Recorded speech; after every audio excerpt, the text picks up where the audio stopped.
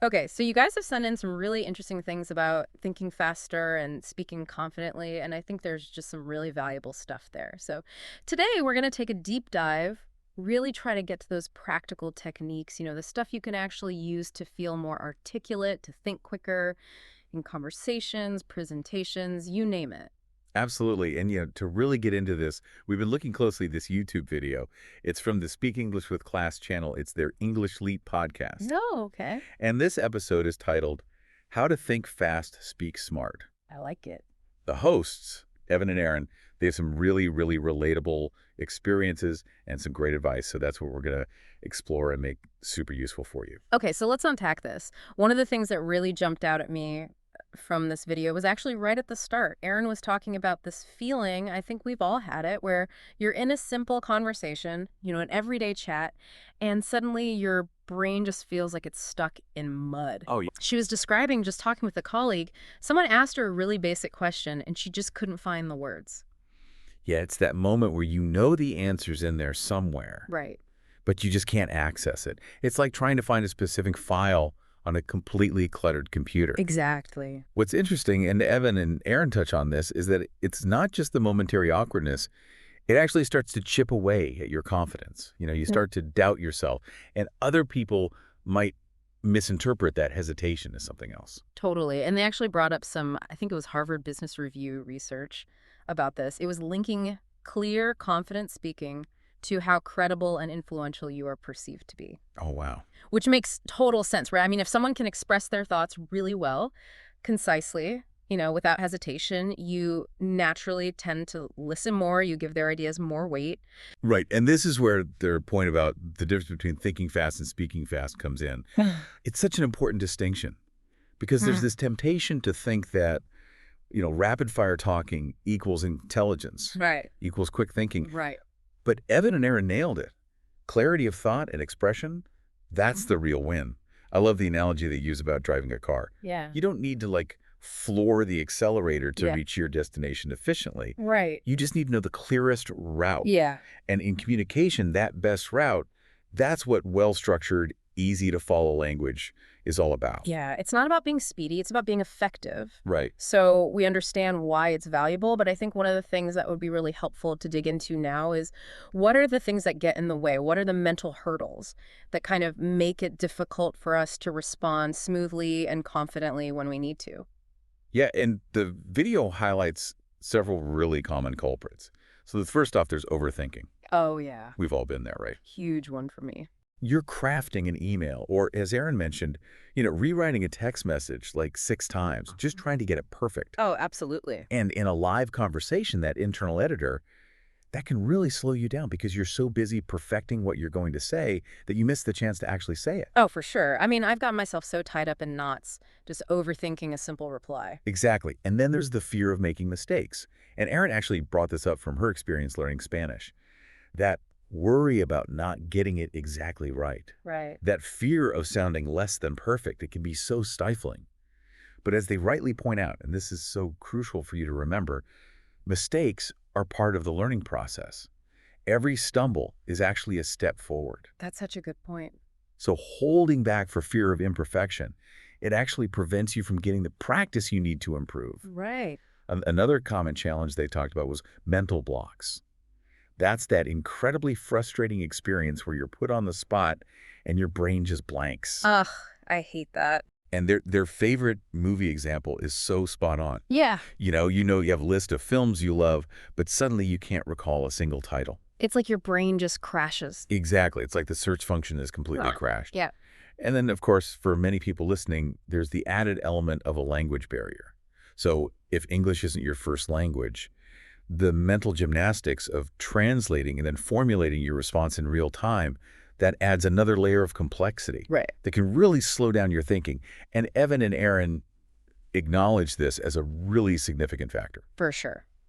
But what's encouraging from the video is that these challenges, they might feel significant, but they're not insurmountable.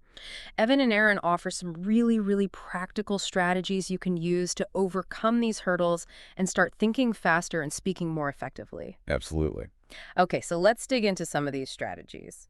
The first one they really emphasized is staying calm under pressure. And this feels so fundamental because, as they explained, when we get stressed, when we get anxious, our bodies trigger that fight or flight response, which is helpful in some situations, but not exactly great for clear, logical thinking. Right. And what's so fascinating here is the actual biology of it.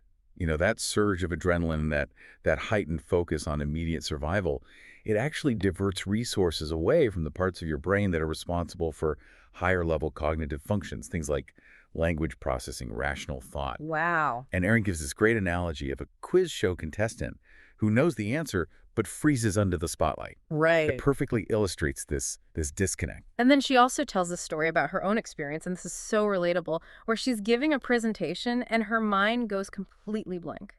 It's like all of her carefully prepared notes, her talking points, they just vanish. It's the worst. So what was her big tip for navigating those moments? Like, what's something tangible that you can actually do? She recommends a really simple yet incredibly effective technique, taking a deep breath. Okay. And it might sound almost too basic, Right. but that brief pause, that conscious act of inhaling and exhaling, it can really interrupt that escalating panic response. Interesting. It gives your nervous system a chance to just reset. Yeah. Focusing on your breath brings you back to the present moment, away from those swirling thoughts of anxiety. I love that. It's such a good reminder that sometimes the most powerful tools are the simplest ones. Yeah. Okay, so the second strategy they talked about was anticipating responses, and this feels like a much more proactive approach to communication.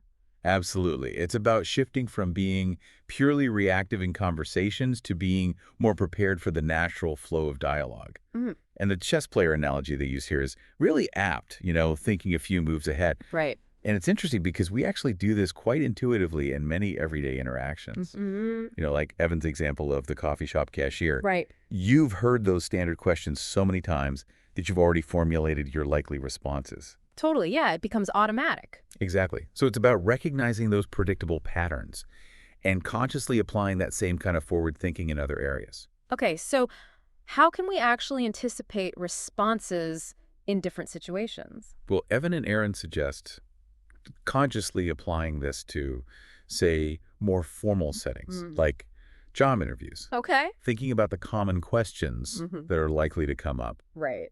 and even mentally rehearsing how you might answer them. Okay. But it's also really useful in more casual settings, like when you're meeting new people.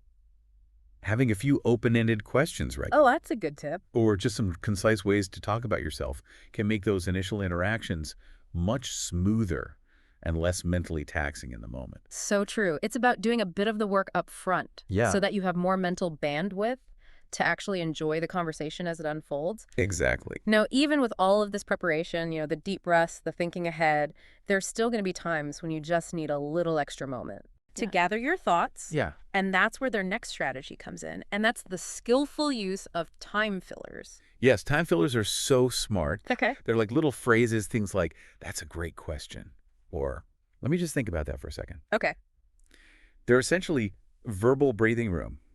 I like that. They give your brain those critical extra milliseconds, maybe even a few seconds, to formulate your response without that pressure of dead air. Right. So Erin gave some great examples. She mentioned how she might use, I remember you from when she's trying to place someone's name, Yeah. or something like, "Well, it really depends." Or, "I see what you mean," can also serve this purpose. Right. They signal that you're engaged with what's being said, but simultaneously give you that thinking time. Yeah. And the key, as the video emphasizes, is to use them naturally. Overuse or a forced delivery can sound inauthentic, Right. but when used well, they can be incredibly effective. Now, another strategy, and I actually use this one all the time, it's paraphrasing. So how exactly does repeating back or rephrasing what someone said help you think faster? Well, it's interesting. Paraphrasing actually serves two really powerful functions. First, by restating what someone said, in your own words, you're actively processing that information. Okay. And this can help solidify your understanding, even trigger related thoughts or ideas. Okay.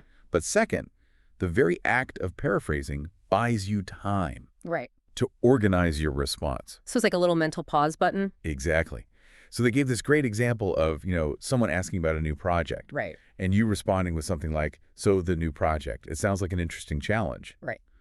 That small act of rephrasing gives you that crucial moment to gather your initial thoughts and formulate your perspective. Okay, and that makes it particularly helpful, I imagine, in complex or potentially sensitive conversations because you're ensuring that you've understood the other person correctly. Absolutely. And that brief pause for restatement gives you a chance to consider your reply more carefully. Plus, as Aaron mentioned, it shows the other person that you're actively listening. You're engaged with what they're saying. Definitely a win-win. Mhm. Okay, so their next strategy is thinking in simple structures, and this seems to be about prioritizing clarity and directness in how we communicate. Yeah, there's often this temptation, especially when we feel under pressure, to try to sound more sophisticated Oh, by totally. using complex sentence structures or elaborate vocabulary. Big words, yeah. But as Evan and Aaron point out, clear, simple communication is almost always more effective, both Right. for the listener and for your own ability to think clearly. They have this great analogy about explaining a concept to a I 5-year-old. love that analogy. You strip away all the unnecessary jargon and focus on conveying the core message. In the simplest way possible. Exactly. And they give some really practical examples of just simple sentence starters you can use, like, I think this because, or my opinion is. Mhm. These provide a basic framework for your thoughts so you don't get bogged down in the phrasing. It's so important to understand that this emphasis on simplicity doesn't mean being simplistic in your thinking. It's about structuring your thoughts logically and expressing them directly. Right. This not only makes it easier for others to follow, but also for your own brain to organize and retrieve information. And of course, you can't talk about effective communication without talking about listening. Oh, absolutely. Active listening is crucial. So, how does being a good listener actually help you think faster and respond more effectively?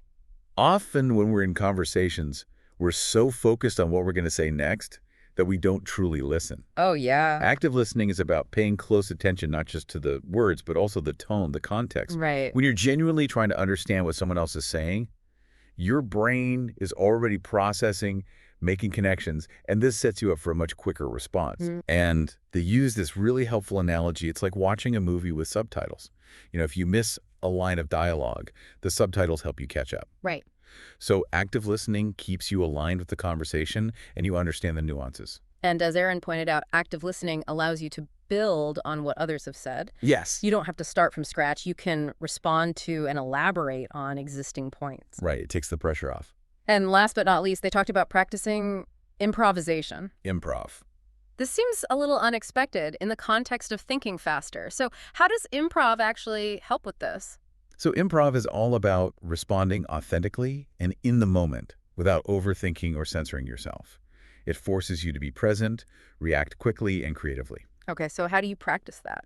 Well, they talked about exercises like the word association game, where you say the first word that comes to mind when you hear another word. Oh, right. And this helps train your brain to make rapid connections, to bypass that inner critic. And they gave those great examples like apple, juice, or ocean, waves. Exactly. Simple, but it really illustrates that point. Yeah. And then they have this other exercise, the storytelling exercise. Okay. You have 30 seconds to come up with a mini narrative based on a random word. Oh, that's fun. It's such a great way to practice thinking on your feet. I like it. And the fundamental takeaway here is that just like any other skill, your ability to think quickly, speak effectively, it gets better with practice. So bringing it all together, the message from Evan and Aaron's video is that the ability to think fast and speak confidently isn't some innate talent. Right. It's not something you're born with.